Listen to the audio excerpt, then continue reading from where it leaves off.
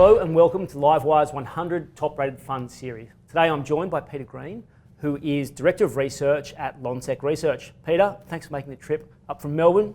We put a good day for you here in Sydney. Yes, thank you very much. It's a beautiful day and I'm very pleased to be here.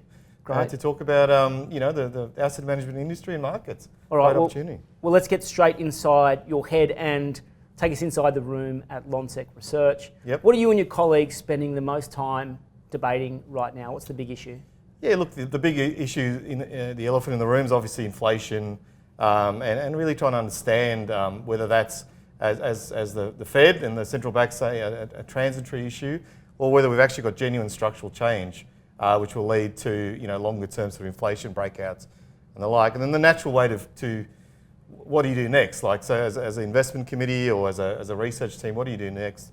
How do you manage that inflation risk best so that you make sure you don't go all in on like you overreact or underreact? So that's really driving our sort of conversations at the moment. Have you come to any conclusions in terms of, have you assigned a probability of inflation, or how have you thought about that? What are some of the endpoints that you've come to? Yeah, look, plainly there's a price inflation inflection. I mean, we've just gone through COVID. It's disrupted the world in ways that we're just really starting to understand. And I see that in terms of both reducing capacity, the flow of human capital, because of closed border policies and the like. And so therefore we're starting to get some price inflation. It's just a natural outcome of it.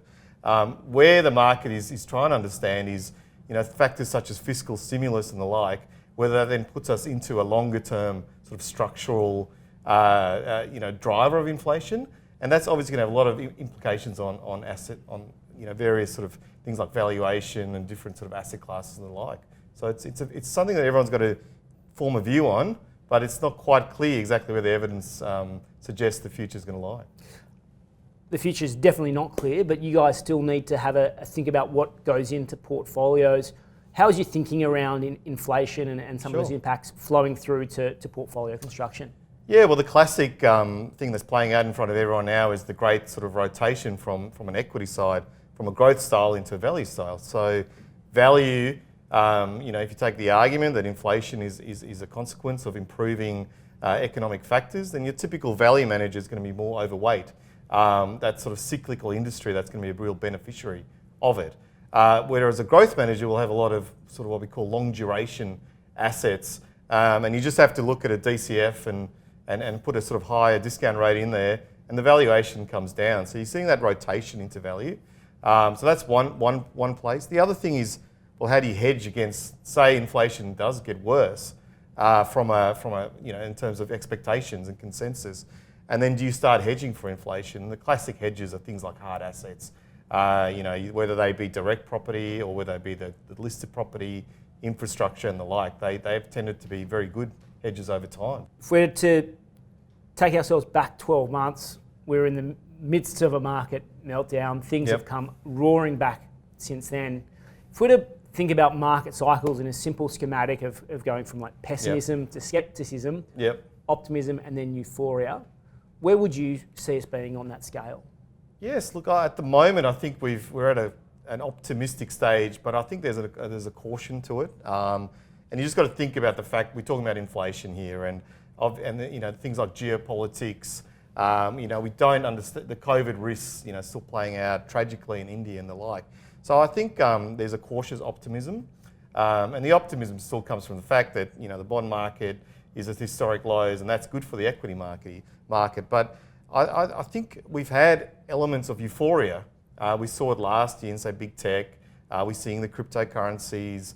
So it's in areas now, but geez, that's come back a fair bit now with like sort of the big tech stocks correcting from their highs with the sort of inflation. So I think we're shifting from pockets of euphoria to an optimism, but caution's definitely creeping in.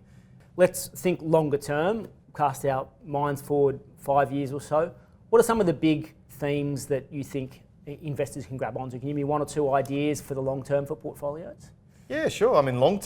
Short term, we've talked about growth into value rotation. My view of the world in the long run is I still think some of these structural disruptive drivers, if you wish, are going to be driving longer term returns. I look at digitalisation and automation as being, if you wish, that fourth industrial revolution, I think it's been called. Yeah. I see that as a structural change. And you look at bottom up what companies are doing, and they're investing in automation, in digitalisation. I think the technology, I'm not a computer expert, but the technology's got to the point where supercomputing can mean a lot of data can be computed and the like. So I don't see that going away. I genuinely believe that is a structural driver and will be a driver of portfolio returns. The other one, I think, once again, it's that the rise of the middle class in Asia and in the emerging markets, but especially in Asia, I once again see that as a big long-term structural driver of returns, and it just means that the sort of industrial type sort of companies in those markets do better than the local, like a developed market where we don't have that sort of driver. So those are the two things I still think are genuine long-term structural drivers and will be of portfolio returns. Are you able to give me some examples of funds that have been through the Lonsec process that provide access to those longer-term thematics you've just discussed? Yeah, sure. I mean, in terms of the automation, the digitalisation, it tends to be the domain of the sort of growth manager, and especially the high growth top managers. Now they've had a big correction of late, and that's a short term. And look, they came from a period of pretty high valuation, so it was natural then that valuation, as we get some different sort of narratives in the market, starts to come off. But I think that sort of high growth manager, and I'll give you some examples such as like a Hyperion or a Bennelong in an Australian equity context, or in a global equity context like a Baillie Gifford. Also Hyperion's got a global equity strategy there now, and those sort of managers can really sort of tap into that sort of that company that can really drive that sort of disruptive, innovative curve. Yeah. From a sort of Asia exposure, although we've got a lot of Asian type strategies. We've got passive options. We've got Asia, which is like a tech all stars, an Asian tech all stars. A company with Asia is the actual ASX ticker. What's an ETF? It's an ETF, yeah. So, or you just get some of these sort of Asian strategies out there, like a GQG and those sort of strategies, who actually take an active approach and pick stocks and the like. So there's lots of optionality for people who'd like to take on those sort of thematics and hopefully benefit them as they play out over time. You get to see all of the different asset classes and strategies and different ways of approaching investing. What's an asset class that you think is underappreciated and has a really important role to play in portfolios? Yeah, look, I think an area that is underutilized, I think, in portfolios is your mid caps, because your mid caps tend to be there's a higher sort of EPS growth profile than, say, your large caps on average. And if we use the Australian equity market, the top 20 sort of banks and miners, whereas your mid caps, there's a lot of industrials who are actually growing as businesses. But it tends to be more liquid than the small cap end.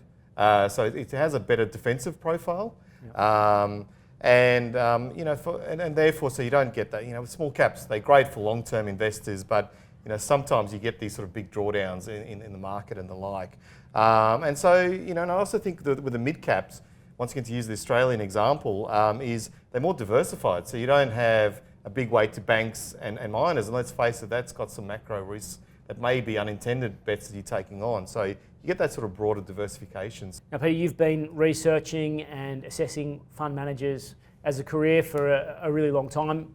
What's the one piece of advice, if you were to offer it to yourself at the start of your career, that would help you more consistently pick good fundies? What's that tip? Yes, well, I'm thinking about a couple of things in terms of the market at the moment. And so the first thing would be like when someone says this time it's different, more often than not, it's not. So, and the other thing is there's no such thing as a perfect strategy or a unique strategy. Typically, a lot of the strategies you see are sort of similar. So when you get that, this time it's different sort of pitch, if you wish, then it's worthwhile to stand back and be a bit more cynical about that and just to understand that, look, there's a lot of different mousetraps in the market. It's definitely not different this time from a product point of view. So that's probably the main one. The other one is, and I know you said one, but the other one would be don't look at past performers, because often, it's such an obvious thing to say, but the manager that's been winning over the last 12 months isn't necessarily the manager who'll win over the next 12 months as well. So, performance isn't everything. So you really got to understand their process and the edge in the market they're trying to exploit. Peter, a couple of helpful tips there. Thanks so much for being part of LiveWire 100 Top Rated Fund Series today. Great, thank you. And it's been great to have a chat about the market and the various products and product trends that we're seeing.